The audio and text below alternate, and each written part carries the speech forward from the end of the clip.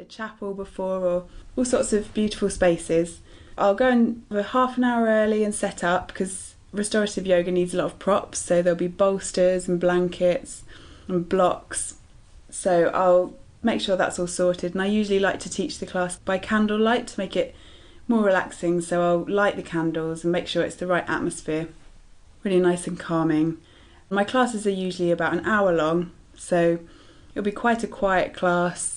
I usually allow people just to have their own experience and have more of an inward focus, so there's not too much of my talking or people talking to each other. It's much more of a sort of personal experience. So that will last for an hour or so, and afterwards I'll give them maybe a herbal tea to take home and just tell them to have a nice bath and take it easy and hopefully have a really good sleep. Stuart Leach is planning to open her own retreat soon.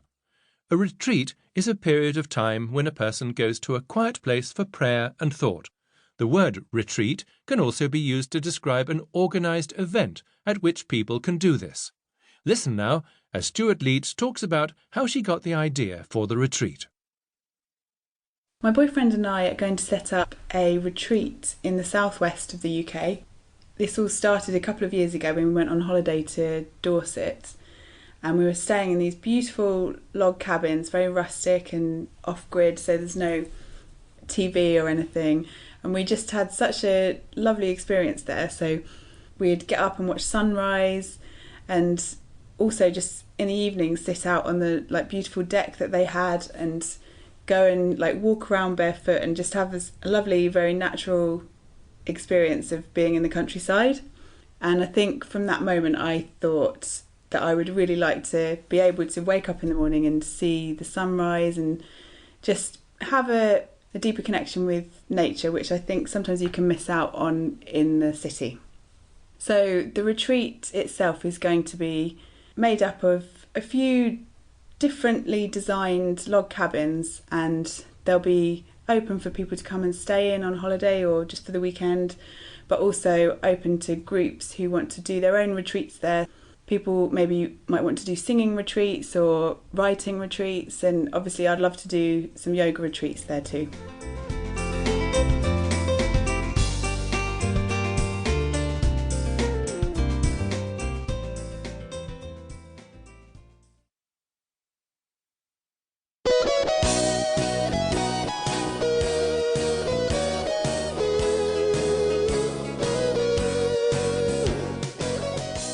What has literature got to do with soccer? Apart from all the biographies of famous players, there doesn't seem much. Nevertheless, both fiction and football are extremely popular and serve as entertainment to countless fans. In this month's Britain Today, Colin Beavan wonders if writers couldn't improve their game by following some of the rules of football. Rules for reading.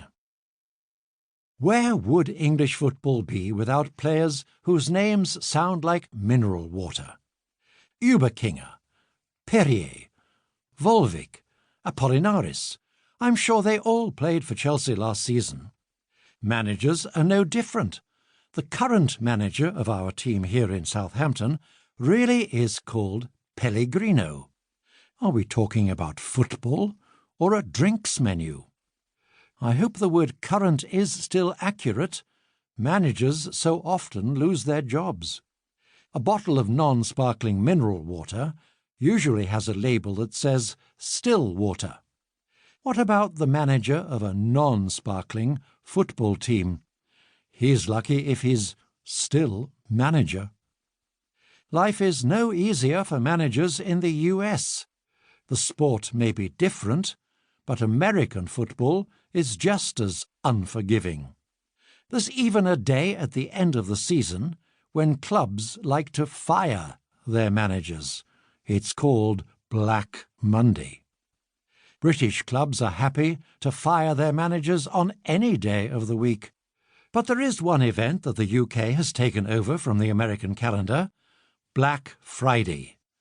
This is the day at the end of November when there are even more special offers in the shops than usual. The idea is to generate a bit of Christmas shopping and to increase footfall in shopping centres. Um dieses Hörbuch kostenlos weiterzuhören, klicke auf den Link in der Beschreibung und du kannst es dank des 30-tägigen Audible-Probeabos vollständig anhören.